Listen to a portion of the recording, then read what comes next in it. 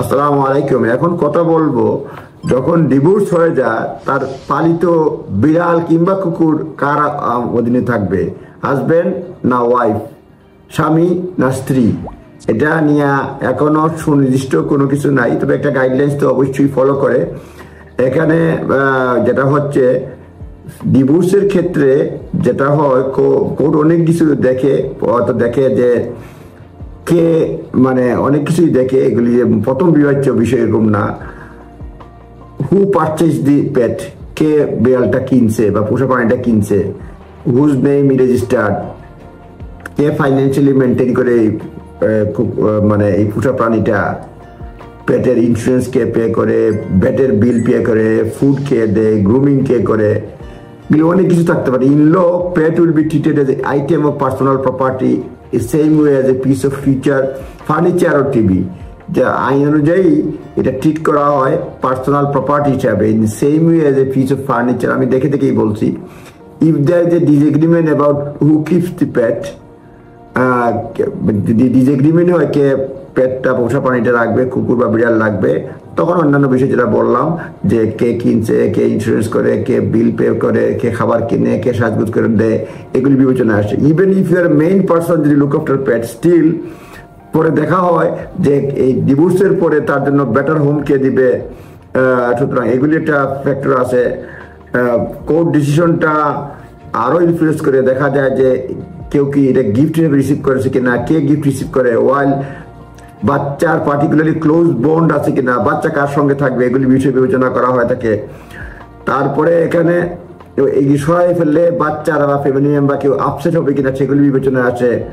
Welfare of A dependent child is the Paramount consideration for the court in every case. Welfare দেখা হয় বাচ্চার জন্য।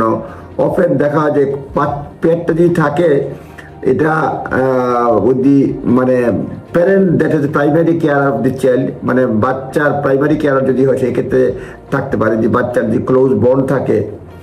অনেক সময় দেখা যায় যে in a situation where disagree about who owns the family, you should first attempt to resolve matter. যদি এরকম থাকে, রিজলভটা ম্যাটার নিজে নিজে রিজলভ করার চেষ্টা করতে পারবেন, সেই ক্ষেত্রে পয়সাও বাঁচবে। তারপরে বলছে court will consider a person financial needs and other person ability to pay when calculating the appropriate level of ongoing financial support after divorce.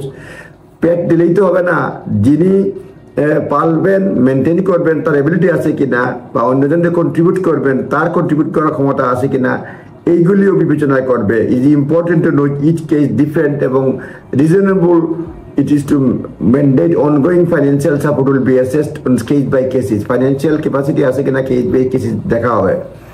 এইবারে রিসেন্টলি একটা কেস হয়েছে, কেসটার নামটা হচ্ছে গিয়া FI versus DO 2024 EWFC 384B। আবার বলছি F1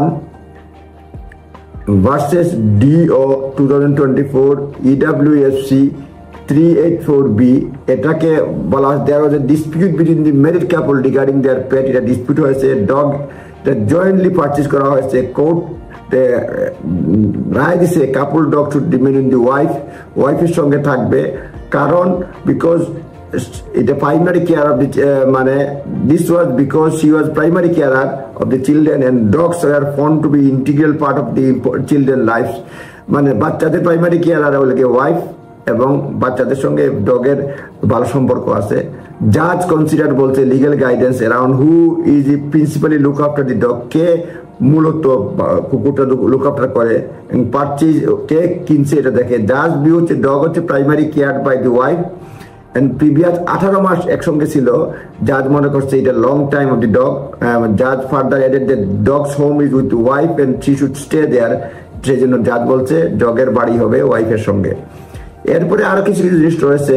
what can the protect, যদি আপনি কিভাবে প্রোটেক্ট করবেন ওনারশিপ এ ফিউচার। আপনার যদি মেরিট থাকে প্রিনিউট্রিয়াল এগ্রিমেন্ট অ্যাড করতে পারবেন। তারপরে agreement usually entering into cohabitation agreement বা প্রিনিউট্রিয়াল এগ্রিমেন্টে থাকতে পারে, যে মানে সেপারেটের ক্ষেত্রে মানে ডগ বা পোষা প্রাণীটা কোথায় থাকবে এগুলি দেখতে পারবেন। যে এটা লিগালি বাইন্ডিং ছিল না, ইয়েস প্রিনিউট্রিয়াল এগ্রিমেন্ট লিগালি বাইন্ডিং না হলেও যদি ফেয়ার হয় এবং কোনো ধরনের ডিস্ট্রেস না থাকে, ডিউরেস না থাকে, সেই ক্ষেত্রে এই প্রিনিউট্রিয়াল এগ্রিমেন্টটা অনেক সময় কোর্টে খুবই খুবই বিবেচনা করে থাকে। আপনারা নিজ দায়িত্বে দেখে নেবেন। বললাম কুকুর বিড়াল, পোষা কুকুর বিড়াল কার সঙ্গে থাকে, মানে ডিসপুট মানে ডিভোর্স বা তালাক হলে পরে আপনারা নিজ দায়িত্বে দেখে নেবেন, এক্সপার্ট ওপিনিয়ন নেবেন। ধন্যবাদ। আসসালামু আলাইকুম।